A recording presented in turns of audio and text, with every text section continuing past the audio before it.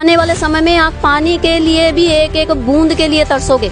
ये साल 2025 जो आ रहा है, मैं उन लोगों के लिए बोल रहा हूँ कि वो सबसे खतरनाक साल आ रहा है। 6-7 अरब है ना हम लोग, 30-35 करोड़ रह जाएंगे टोटल। और अभी तो रुको, क्लाइमैक्स अभी बाकी है। ऐसे वाले मंजर भी लोग देखेंगे कि बारिश जो हो रही है, जल की जगह वो बारिश, पानी की जगह खून उस आसमान से गिर रहा है।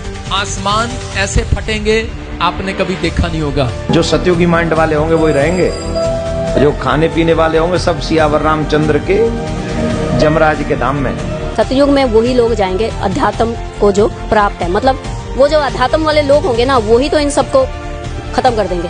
अपनात्माओं, अब भी कोई नहीं समझ सकता तो 1 साल के बाद फिर आपको समझ में आ जाएगी। वो कैसे आएगी? दुनिया में आगे क्या होने वाला है, आज इसी सवाल पर विस्तार से चर्चा करने के लिए हम आपके बीच कुछ आध्यात्मिक जानकारों के विचार लेकर आए हैं। इन आध्यात्मिक जानकारों में एक तरफ हैं साध्वी नूरी अनंता व कुछ अन्य आध्यात्मिक जानकार, वहीं दूसरी तरफ हैं संत रामपाल जी महाराज।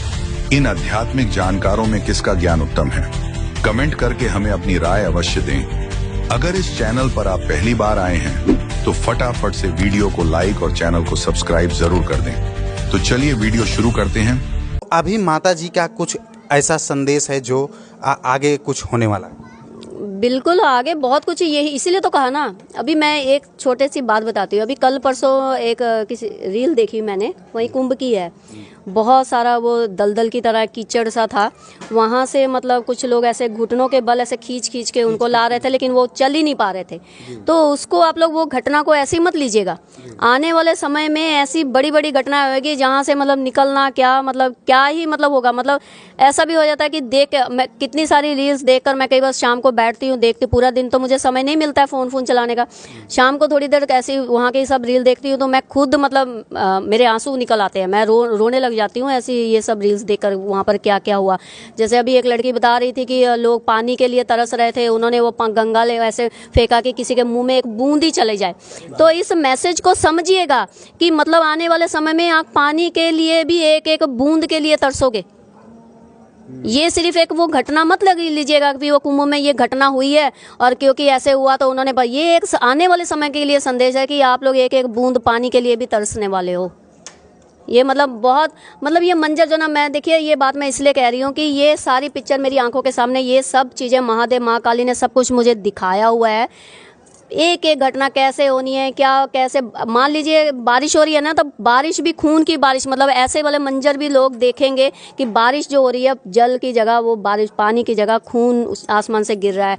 नदियाँ जो है वो खून में पलट रही है। लोग जो है एक दूसरे को मार रहे हैं, एक दूसरे को काट रहे हैं, लोग एक दूसरे का मांस खा रहे हैं। मतलब ऐसी ऐसी घटनाएं सारी, ऐसे फिल्म जैसे कहते हैं ना कि रूम में एक LCD लगा हुआ है, टीवी लगा हुआ है और मेरे सामने एक टीवी पर पूरी घटनाएं चल रही है। ऐसे ऐसे करके एंटायर जो मेरी यात्रा रही है, जो मुझे महादेव ने कहा है कि ये चीज़ें ऐसे होनी है, ये ऐसे होनी है, ये परिवर्तन हो चल का दौर है, इसमें ऐसे लोगों को इस चीज़ों से गुजरना पड़ेगा, ऐसे गुजरना पड़ेगा।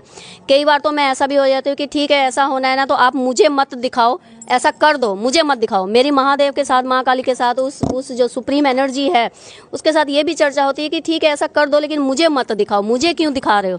मुझे भी तो दर्द हो रहा है। मैं एक इंसान के नाते मेरा भी तो मतलब किसी टाइम, कई बार तो ऐसा होता है जब मैं ऐसी चीज़ें देखती हूँ ना, स्क्रीन दिखाया जाता है मुझे ध्यान में, तो मैं कई दिन मतलब मैं उसको देखने के बाद कई दिन मैं खाना छोड़ देती हूँ। मुझे रात को नींद नहीं आती है, सिर्फ इस दुख के, मैं आम जनता के लिए मतलब सोचकर मैं दुखी हो जाती हूँ कि अगर मुझे सिर्फ देखकर इतना दर्द हो रहा है, तो जब ये घटना होगी, जब लोग इस घटना से गुजरेंगे, तो वो मंजर कैसा होगा। अच्छा माता जी, जो आप देखती हैं, अगर बात करें जैसे ऐसे स्वप्न में देखती हैं कि या ऐसे मतलब आंख बंद करने के बाद प्रत्यक्ष आपको जो देख पाती हैं, ये वही चीज़ है? मैं कई बार ध्यान, मतलब मुझे जैसे मैं ध्यान के लिए भी ना, मुझे इशारा किया जाता है कि अभी तुम्हें बैठना है। मैं अगर मान लीजिए भीड़ में चल रही हूँ ना, तो मुझे पता चल जाता है, मुझे इशारा कर दिया गया, मैं वहीं कहीं जगह बनाकर साइड में होकर बैठ जाऊँगी। मेरे मतलब जा तो नींद ध्यान में जब मैं मतलब सोने जाती हूँ, मेरे सामने एक बड़ा सा LCD ऐसे खुल जाता है, टीवी खुल जाता है, मेरे ध्यान में। और जो टीवी पे पूरी फिल्म जो है ऐसे ऐसे पूरी फिल्म चलने लग जाती है, संसार की पूरी रचना पूरी, हाँ, पूरी रचना दिखने लग जाती है सारी। मतलब आप ये देख लिए, जैसे मैंने कहा ना कि अगर आप मेरा चैनल देखोगे ना, फेसबुक, इंस्टाग्राम आदि, पराशक्ति नूर अनंता के नाम से है, यूट्यूब उस पर भी, उन पे आप मेरी पोस्ट देखोगे ना, तो आप मेरी पोस्ट से अंदाज़ा लगा सकते हो कि मैंने आने वाले समय के लिए वहाँ पर डी कोड करके, मतलब उस कोडिंग वर्ड में क्या क्या मैसेज दिए हैं, आप उसके लिए आप समझ सकते हो मेरी पोस्टों को। अच्छा माता जी, एक सवाल और कि अभी महाकुंभ अगर बात करें 20 से 25 दिन बचा है, क्या शांतिपूर्वक महाकुंभ अभी बीत जाएगा? नहीं, शांति तो नहीं है यहाँ तो। अंदर खाते ही एक्चुअली आप दिख नहीं रहा है, लेकिन यहाँ अंदर खाते वहाँ पे बहुत कुछ हो रहा है। बाबाओं के आपस में ही, मतलब वहाँ पे पार्टियाँ बट गई हैं। फिल्म बाबाओं की पार्टी आपस में, मतलब ये सब 2 भागों में बल गए होंगे, 4 भागों में बढ़ गए होंगे, 5 भागों में बढ़ गए होंगे, एक दूसरे के दुश्मन बन गए होंगे। कोई अपने आप को बड़ा सोच रहा होगा, कोई दूसरे को छोटा साबित करने की सोच रहा होगा। तो ये सब चीज़ें तो तैयार हो गई है। तो जैसे मैंने कहा था कि इस बार सब वहाँ से तैयार होके निकलेंगे, सब कुंभ से ना, सब कोई नया ज्ञान को प्राप्त होके निकलेगा, कोई तो अपने वो अहंकार के साथ निकलेगा, कोई तो मैं के साथ निकलेगा, कोई सोचेगा अब ये क्या हो गया, मुझे उसको छोटा दिखाना है, मुझे उससे बड़ा बनना है। सब इस तरह से कुंभ से निकलेंगे, तैयार होकर निकलेंगे। जो आपने एक बात और कही थी कि ये आखिरी कुंभ है, क्या सच में ये आखिरी कुंभ है? ये बिल्कुल आखिरी कुंभ है। लोगों का मतलब ना, लोगों का क्या, जब ये ज्ञानी कुंभ, मतलब क्या, जब वो ज्ञान ही खत्म हो जाएगा इस धरती से, वो लुप्त ही हो जाएगा, तो फिर कुंभ किस बात का हुआ? अपने आप में हर इंसान कुंभ हो जाएगा। आप देखते जाइए क्या क्या होता है। ये बहुत ही, मतलब वैसे तो ये बहुत ही एक, मतलब दर्दनाक स्टोरी भी बनने वाली है आने वाले समय के लिए, और बहुत इंटरेस्टिंग भी है ये। क्यों? क्योंकि जैसे कहते हैं ना कि रामायण पढ़ रहे हैं हम लोग, सुनी है, महाभारत हम लोगों ने सुनी है, लेकिन ये जो कल की लीला चल रही है ना, हरिहर लीला, कल की लीला मीन्स हरिहर लीला, विष्णु जी और महाकाल, मतलब विष्णु जी माँ काली के रूप में, और महाकाल महादेव, वो दोनों मिलकर लीला कर रहे हैं। तो ये लीला तो आम जनता सब विटनेस कर रही है, आंखों के सामने चल रही है। पूरी दुनिया में ये लीला चल रही है, सिर्फ भारत में नहीं, पूरी दुनिया इस लीला की चपेट में आ चुका है। हर चीज़ को एक मैसेज की तरह लिया, बिना मतलब इस वक्त कोई घटना नहीं घट रही है, इसको आम घटनाओं की तरह, कोई भी घटना जो भी चल रही है ना इस वक्त धरती पर, पूरी दुनिया में, सिर्फ यहाँ तो आप लोग कुंभ की तरफ सबका ध्यान लगा हुआ है ना, आप लोग को पता नहीं है और कंट्री में क्या क्या हो रहा है। उधर भी फिल्म चल रही है बहुत, उधर भी फिल्म चल रही है बहुत।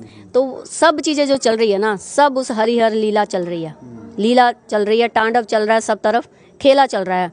माता जी, एक और आखिरी सवाल रहेगा मेरा। सतयुग की रचना जो आप बता रहे हैं कि सतयुग की रचना हो गई है और कलयुग समाप्ति की तरफ है, अभी जैसे कलयुग में कलिकाल फैल रहे हैं, उस पर क्या कुछ कहेंगे कि सतयुग कहाँ तक पहुँचा है, कलयुग कब खत्म हो जाए? देखिए, ये प्रोसेस बहुत तेज़ी से चल रहा है। मतलब इतने मल्टीटास्क, कल की अवतार जो है ना, एक ही काम पर फोकस नहीं है उनका, मल्टी काम्स एक ही साथ चल रहे हैं उनके, मतलब फुर्सत नहीं है, ऐसा समझ लीजिए। एक तरफ कलयुग जो है वो ख़त्म हो रहा है, दूसरी तरफ साथ साथ सतयुग जो है उसकी स्थापना हो रही है। एक तरफ ये कलयुगी लोग, जैसे अभी बताया, सब लोग आपस में लड़ेंगे मरेंगे, सब धर्म वरम बाबा हिंदू विंदू सब लोग आपस में लड़ेंगे, हिंदू भी लड़ेंगे आपस में, ठीक है ना।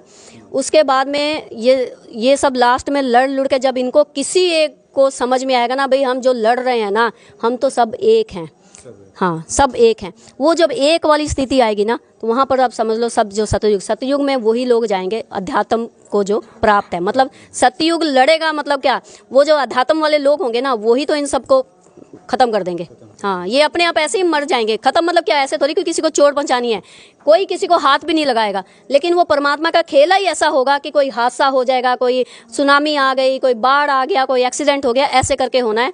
कोई किसी को पता भी नहीं चलेगा कौन सी घटना कैसे हो गई। दोस्तों, अभी आपने सुने इन आध्यात्मिक जानकारों के विचार। आइए अब सुनते हैं संत रामपाल जी महाराज के आध्यात्मिक विचार। पुण्यात्माओं, अब भी कोई नहीं समझ सकता, तो 1 साल के बाद फिर आप पर समझ में आ जाएगी। वो कैसे आएगी अभी दिखाता हूँ। अब हम आपको ले चलते हैं इसी कबीर सागर के एक अनमोल और खजाना हाथ लगे अपने। 171 पृष्ठ है, समसम वेद बोध, और ये वही बोध सागर खंड है। इसका अध्याय है समसम वेद बोध, 171 पृष्ठ पे। यहाँ क्या 171 पृष्ठ पे, 170 से थोड़ा सा पढ़ेंगे हम यहाँ से नीचे से। सत कबीर वचन, यानी परमात्मा के वचन कबीर साहब बोल रहे हैं सारी। बस इतना ही काफी है। अब देखो, ये यहाँ आगे हम 171 पर यहाँ कहा परमात्मा ने 5 सहंस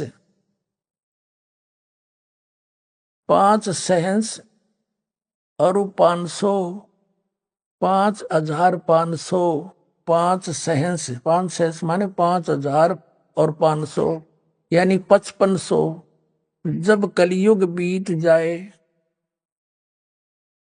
महापुरुष फरमान तब जग तारण को आए।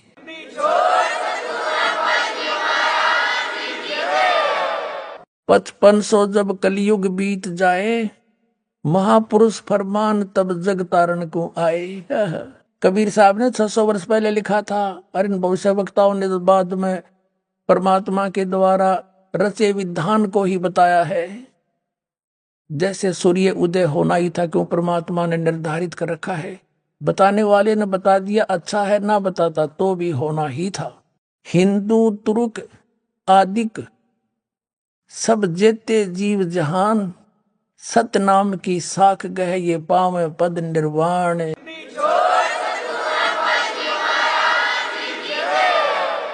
हिंदू तुर्क यानी हिंदू मुसलमान और आदिक शब्द इसलिए लिखा परमात्मा ने, काल और भी बिगाड़ेगा मेरे बच्चों को, कई मजहब बनावेगा।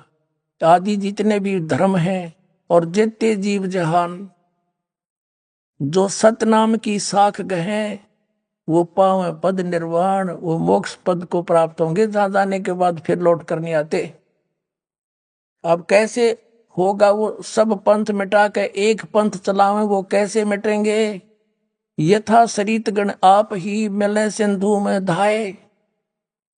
सरित गण माने दरिया, नदियां अपने आप दौड़कर सिंधु में जाकर मिलकर एक हो जाती हैं।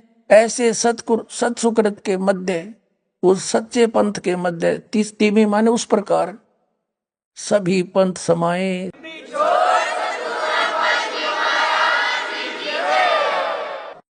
यथा सरितगढ़ आप ही मिले सिंधु में धाये, धाये माने दौड़ के बाज गए, और सत्सुकृत के मध्य में सभी पंथ समाये। जब लग पूर्ण होए नहीं ठीके को तीथे वार, और कपट चातुरी तबलों सम सम वेद निराधार।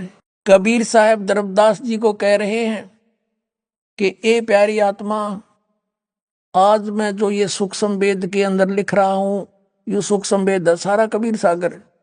मैं जो आज लिख रहा हूं या आज बोल रहा हूं, तू लिख रहा है, ये आज का बोला, जब तक वो ठीक का समय नहीं, वो ठीक नहीं आवेगी। ठीक का अर्थ होता है निर्धारित समय। जैसे हम उस समय जन्म हुआ दास का, उस समय हमें अपनी लोकल लैंग्वेज का यूज गणा करना पड़ा था। तो हमारे सभी नगर निवासी ग्रामवासी ये कहा करते, जैसे कोई व्यापारी भैंस ले जाता था और पैसे कुछ नहीं दे पाता था, कहता था फलाने दिन आ जाना, फिर कहता था भी नहीं बने 2 महीने पीछे आ जाना उस दिन। तो कहा करते कि वो व्यापारी पैसा ना देकर आगे से आगे ठीक बता रहा है। ठीक माने निर्धारित समय दे रहा है और समय बतावा है। तो यहाँ परमात्मा ने कहा कि जब लग वो ठीक का तिथिवार नहीं आवेगा, वो 5505 नहीं आवेंगे, तब लग तो मेरी बात या सूक्ष्म वेद में कही हुई कति निराधार लगेगी। क्या कि सभी पंथ ऐसे मिल जाएंगे उस एक पंथ में, जैसे दरिया भाग करावे हैं, सब पंथ मिटा के एक चलाऊंगा। कहते आज ना जच्चे या बात, जब लग पूर्ण होए नहीं ठीके को तीथेवार, ठीक की तिथिवार, और कपट चातुरी तब लगे। ये सूक्ष्म वेद निर्धार कि तब तक सभी पुण्यात्मा जितने भी आत्माएं हैं, कपट चातुरी के कारण इन औरों को भगवान मानती हुई ना तो कबीर जी को भगवान माने, और ना उनके याद जच्चा कि यू काम भी होगा, सब एक होंगे पूरी पृथ्वी पर। देखो आगे मालिक ने क्या लिखा है कि पूरा शांति होगी पूरे विश्व में, पूरी धरती पे। देखो हम यही पढ़ रहे हैं सूक्ष्म वेद 171 पृष्ठ पर कबीर सागर से। अब हम यहाँ आ गए हैं कि जब लग पूर्ण होए नहीं ठीके को तिथि वार, इस ठीक की तिथि वार वो दिन नहीं आवेगा। और कपट चातुरी तब लो और सब संवेद निराधार है। तब तक तो सारे प्राणी कपट और चतुरता से काम लेंगे, कर्म बिगाड़ेंगे अपने, और मेरा ये लिखा हुआ सब संवेद सब निराधार नजर आवेगा। और फिर देखना जब ठीक का दिन आवंत, यो ठीक है ठीक नहीं, अंत नहीं आवंत, सब ही नारी नर शुद्ध, सब ही नर नारी शुद्ध हो जाएंगे, बुराई छोड़ देंगे, कपट चातुरी छोड़ देंगे। सब ही नर नारी शुद्ध तब जब ठीक ठीक का दिन आवंत, यो ठीक का दिन है, गलती मेरे मिसप्रिंट हो रहा है। और कपट चातुरी छोड़ के शरण कबीर गहंत,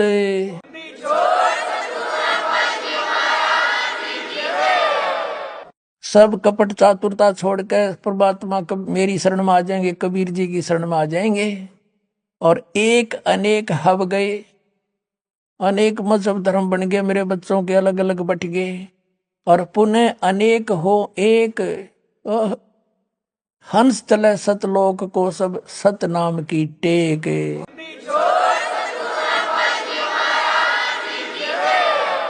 अब तो एक से अनेक हो गई है, अब फिर अनेक से फिर एक होंगे, और सतनाम लेके सबके सब सतलोक में जाएंगे।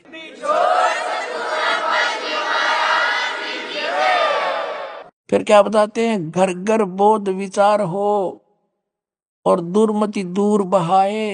परमात्मा कहते हैं मेरे ज्ञान का, बोध माने ज्ञान, मेरे ज्ञान का घर घर में चर्चा चलेगी, सबकी दुर्मति दूर हो जाएगी, खेचा तानी नहीं रहेगी। एक दूसरे में लूटा खसोटी मिलावट करना, सास बहू की लड़ाई, आपस में छोटी छोटी बातों पर झगड़ा करना, कहता ये सब समाप्त हो जाएंगे, दुर्मति दूर हो जाएंगी। और कलयुग में एक होकर सब बरते सहज सुभाए। फिर कहा कि कहा उग्र का सूदर हो, हर सब ही की भव भीड़, चाहे डाकू चोर लुटेरे हो, चाहे छोटे बड़ी जात हो। और कहते हैं सो समान समदृष्टि हो, सब एक समान दृष्टि हो जाएंगे। वो संत जो होगा वो एक समान दृष्टि का होगा, वो समर्थ सत कबीर।